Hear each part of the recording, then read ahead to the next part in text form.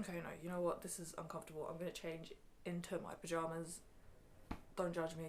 Alright, so I said on Twitter last week that I was gonna put up a video this week of like a new original song.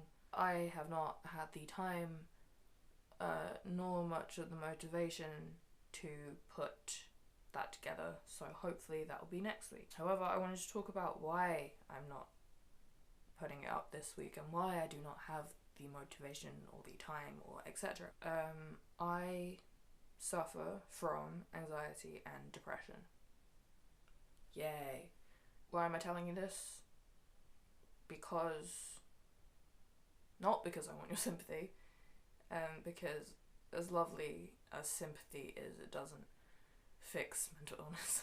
I'm telling you this because the conversation surrounding mental health and mental illness has sort of grown a bit within the last few years, and I think it's really important to talk about.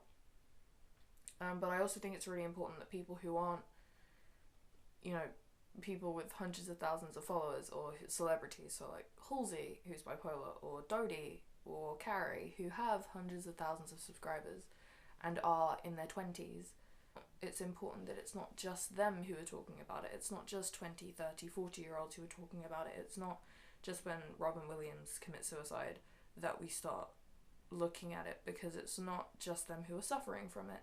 It can also be your average 17-year-old who is just struggling through A-levels, like me.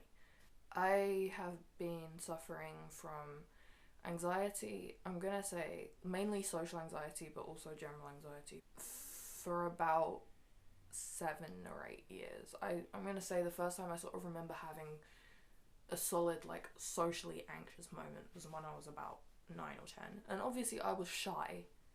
I've always been shy, but now it's more social anxiety than shyness, and more social anxiety than introversion. It's not useful when you're both an introvert and socially anxious, because people confuse the two.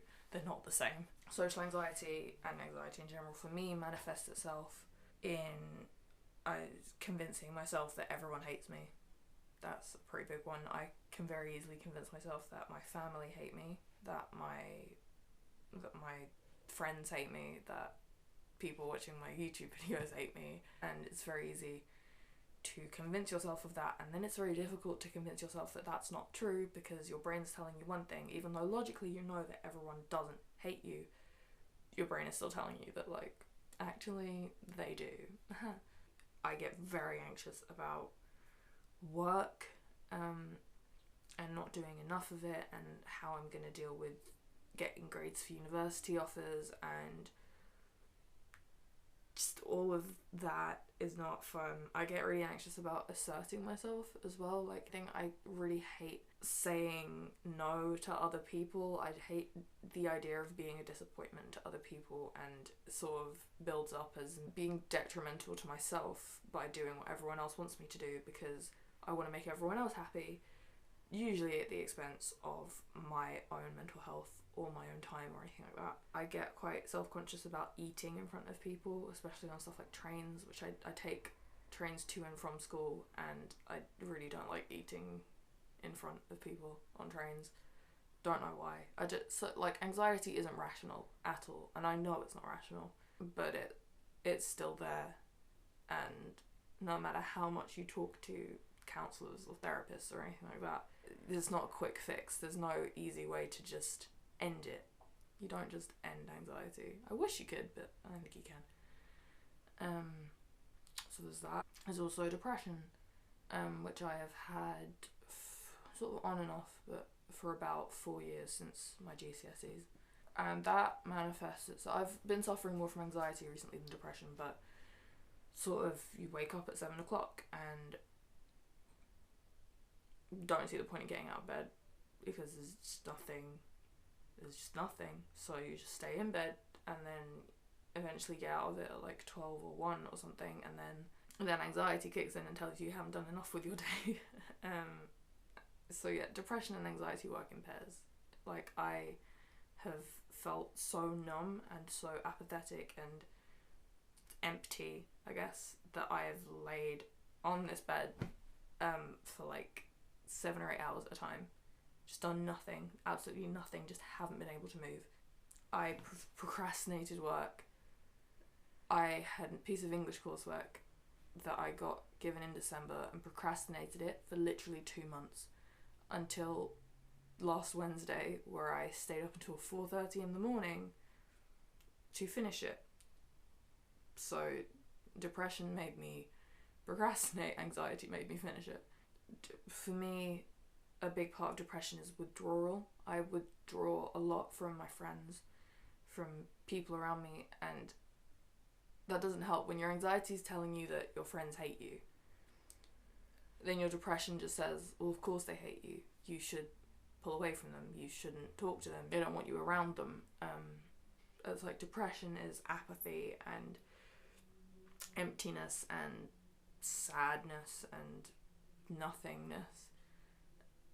And anxiety is the complete opposite, but they work together really well to sort of screw you over multiple times. And it's like, it's at the point where I don't even remember what I was like before having depression or before anxiety. It's like I can live with it. Of course I can live with it. I am living with it. It's just, it's really difficult, especially when it affects things like what I want to put stuff on the internet. If you're completely nothing for a week and you want to put something up but you just can't, then you just sort of look like you're sloppy instead of like you're suffering or something. I don't know. This doesn't make any sense.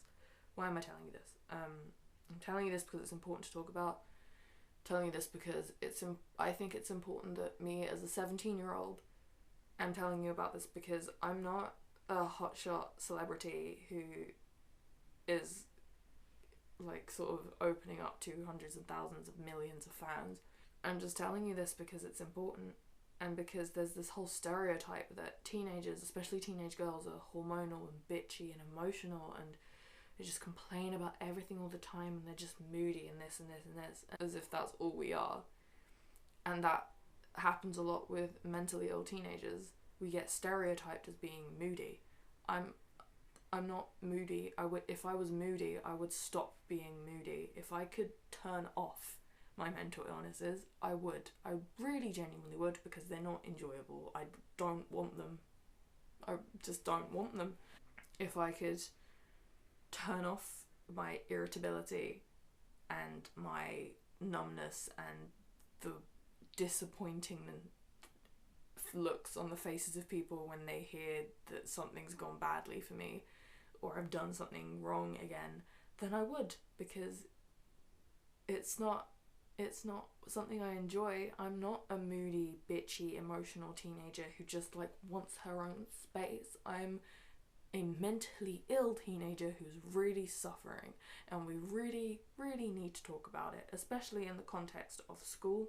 The school I go to is really high up. I'm not gonna lie to you, it's a very high up sixth form college in the UK, but they have no support. They just care about grades, and that means I'm watching a lot of my friends crumbling from anxiety, from stress, from pressure, and there's nothing that anyone's doing to help us because it's just stress. Like, it'll be over soon, and then when it isn't over, then no one gives a damn because we're just teenagers who are being moody and all of that. Like, we need to talk about it. The amount of pressure and the amount of stress that there is on students, on kids, on all of us is ridiculous. Yeah, I don't know. This very clearly wasn't scripted. It was sort of just a spur of the moment decision thing. I have nothing else useful to say. I don't even think I said anything useful here. Just, we need to talk about mental illness. I don't want to lie to you about my mental health issues. I am trying to fix them, but it's difficult. If you have any experience with mental illness, or you know someone who is suffering with something or whatever, then feel free to comment below. I'm going to leave some links in the description for places that I think are very useful for the struggle with mental illness. Hopefully I will work on my song for next week, and I'll see you then. Bye bye.